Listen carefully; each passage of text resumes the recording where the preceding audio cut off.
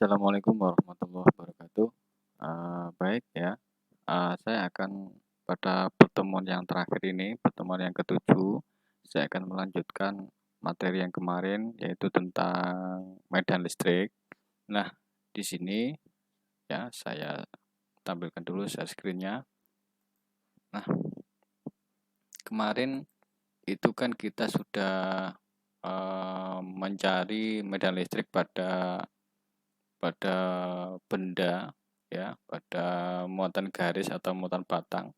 Nah, sudah seperti ini kemarin kita sudah membahasnya. Nah, untuk hari ini ya, pertemuan ini saya akan membuat sebuah kasus ya, atau semacam kita modifikasi kasusnya.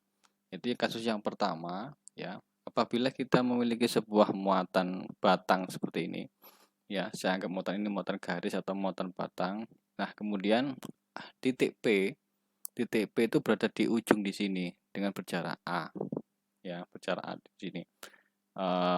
Di mana yang kemarin titik P ini adalah kita mencari kuat medan ini adalah berada di pusatnya ini, di tengah-tengahnya di sini.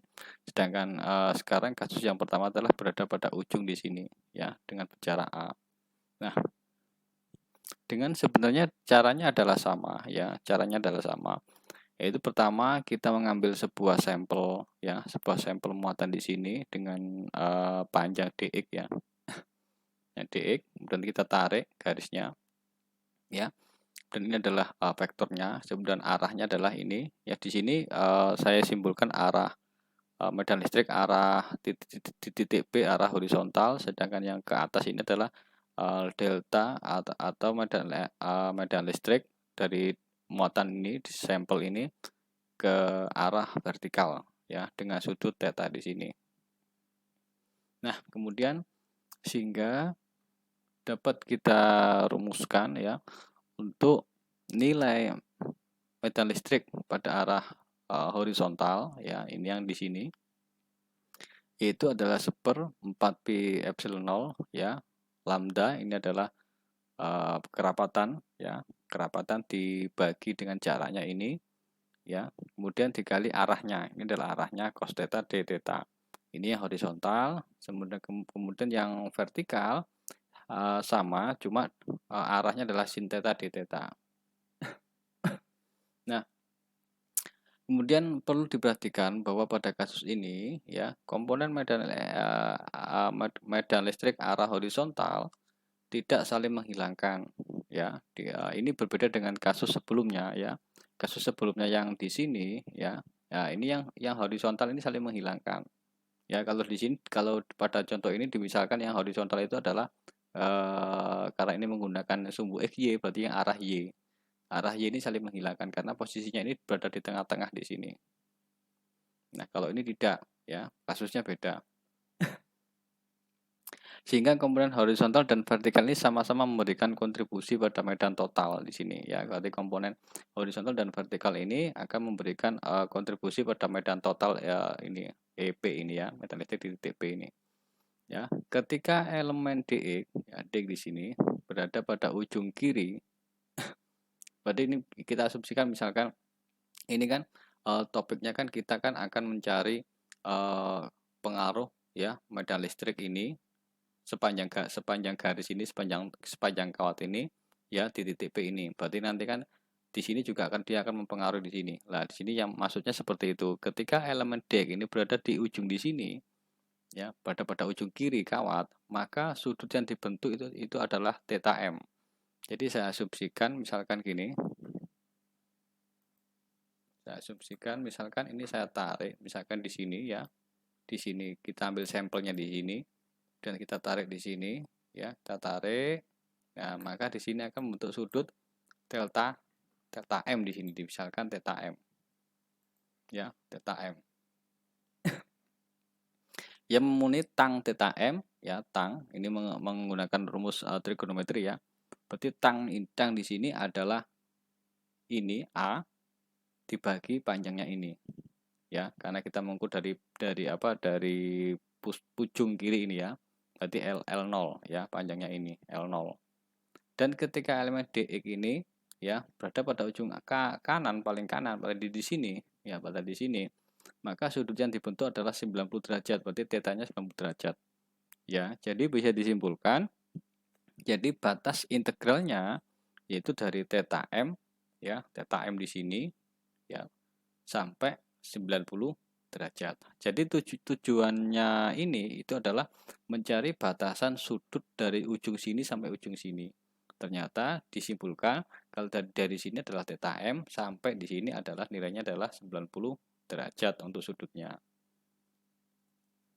Nah, kemudian kalau sudah ketemu sudutnya, kita masukkan ke medan listrik yang terhadap horizontal dan vertikal. Ya, kita integrasikan ya, karena ini kan pengaruh medan listrik semuanya ya, semuanya, bukan delta lagi. Kalau ini kan delta. Jadi dari delta ini kita mengambil sampelnya di sini.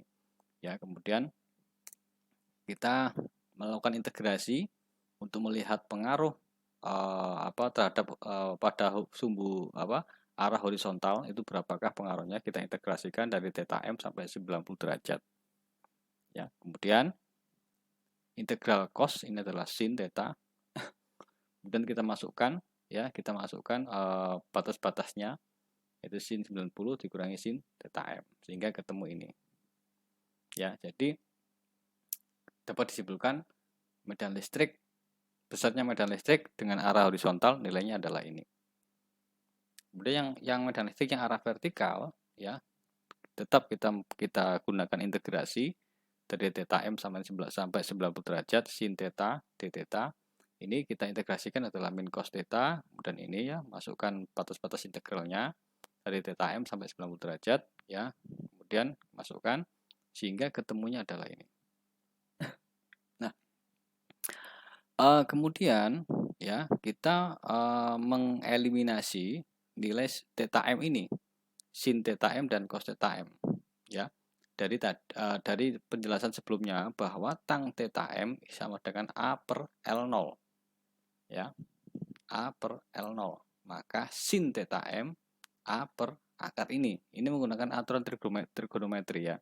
Jadi misalkan pada aturan trigonometri misalkan kita punya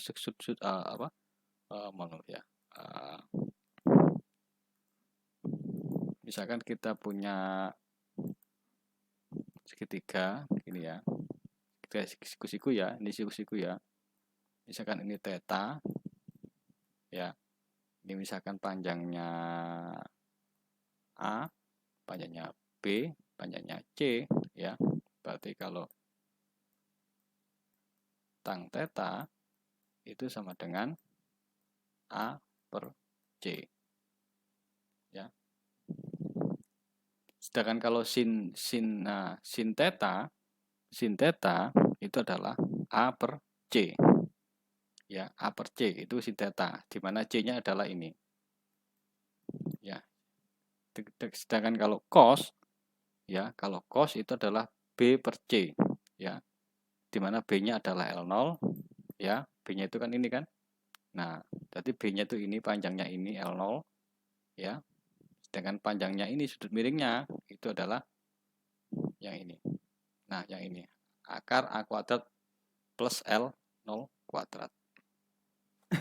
Itu merupakan rumus dari matematis ya. Sehingga kita masukkan sin theta m, masukkan untuk mengeliminasi ini ya, sin theta m di sini, sehingga untuk yang medan listrik arah horizontal menjadi seperti ini ya. Kemudian yang cos juga gitu sama, masukkan di sini sehingga medan listrik yang arah vertikal adalah ini ya. Jadi kesimpulannya, kalau kasusnya kita mencari kuat medan listrik di titik P ini, di titik ujungnya ini ya, berarti ada dua nilai, yaitu arah horizontal atau arah vertikal ya. Horizontal ini berarti bisa diasumsikan arah sumbu Y, kalau ini adalah arah sumbu X ya, seperti itu. Kemudian yang kasus yang kedua ya, untuk masalah muatan pada batang ya, garis ya. yaitu di mana titik P-nya ini tidak berada di pusat, tetapi dia lebih, kalau di sini saya misalkan lebih condong ke kiri. Ya, maaf, maksudnya lebih kecil. Ya, ini lebih kecil. Ya, caranya ini dengan ini lebih besar, dengan cara ini lebih kecil. Ya, di sini kan dimisalkan panjang kawat ini kan L0. Ya, panjang kawatnya L0. Sehingga kemudian titik P ini, jarak ini ke sini adalah B, kemudian yang ini ke sini berarti kan L0 dikurangi B. Ya. Kuat medan arah tegak lurus yang dihasilkan kawat ini saling menguatkan. Sedangkan kuat medan yang arah horizontal itu adalah saling melemahkan. Ya, jadi yang vertikal yang ke atas ke arah sumbu sumbu Y ya ke atas itu saling menguatkan ya, karena dipengaruhi oleh ini tegak lurus kan arahnya ke sana semua. Sedangkan yang arah ke samping ya ke arah horizontal ya itu saling melemahkan karena ditarik misalkan arah horizontal ke sini dia dipengaruhi oleh ini, arah horizontal di sini dia dipengaruhi di sini ya, sehingga saling melemahkan. Tetapi di sini posisinya tidak saling meniadakan ya, cuma saling melemahkan karena posisinya beda. Karena di sini itu lebih banyak, sedangkan ini lebih kecil. Ya, karena bisa dilihat dari panjangnya ya. Kalau ini panjangnya semakin panjang berarti kan bisa diasumsikan muatannya semakin besar. Pengaruh muatannya semakin besar. Oke, nah kemudian untuk menganalisisnya kita ada dengan cara dua analisis ya. Yang pertama komponen medan yang dihasilkan kawat sepanjang B. Jadi kita menganalisis dari sisi sini ya, dari blok kiri di sini. Blok sebelah kiri di sini ya, kita analisis. Nah, di sini ya. Kita fokus ke sini dulu, yang ini kita abaikan dulu. Ya. Nah, ini kita namakan ini adalah yang arah vertikal pertama, arah horizontal pertama, kemudian dari sini adalah besarnya medan listrik titik P yang pertama. Ya. Nah, sebenarnya cara menguraikannya sama seperti ini ya. Cara menguraikannya sama seperti ini. Awalnya dari sini. Ya, pusatnya dari sini. Kalau yang horizontal itu cos theta, yang vertikal sin theta. Kemudian diintegrasi ya dari theta m sama 90 derajat. Ini sebenarnya cara juga sama. Ya. Kita integrasikan dari theta m sampai 90 derajat. Cuma ini saya langsung ya. Ini saya langsung. Ya. Sehingga didapat bahwa untuk medan listrik yang arah horizontal, ini adalah ini, ya. Yang arah vertikal adalah ini, ya. Ini untuk yang kawat sepanjang B di sini, ya. Itu yang pertama. Kemudian yang berikutnya adalah yang arah sepanjang L0 minus B di sini, ya, di sini. Nah, kemudian ini adalah arah medannya, ini adalah vertikal yang kedua, ya, ini yang horizontal. Tadi yang pertama, ini yang kedua. Kemudian ini adalah nilai medan listrik yang ya vektornya di sini. Dengan cara yang sama ya, maka didapat untuk nilai medan listriknya yang horizontal adalah ini dan yang vertikal adalah ini ya. Nah, kemudian kalau sudah kita mencari satu persatu tadi ya dengan yang sisi kiri, sedangkan yang ini adalah sisi kanan, kemudian kita mencari komponen medan vertikal yang saling menguatkan. Ya, yang saling menguatkan adalah yang vertikal, yang ke atas, yang tegak lurus.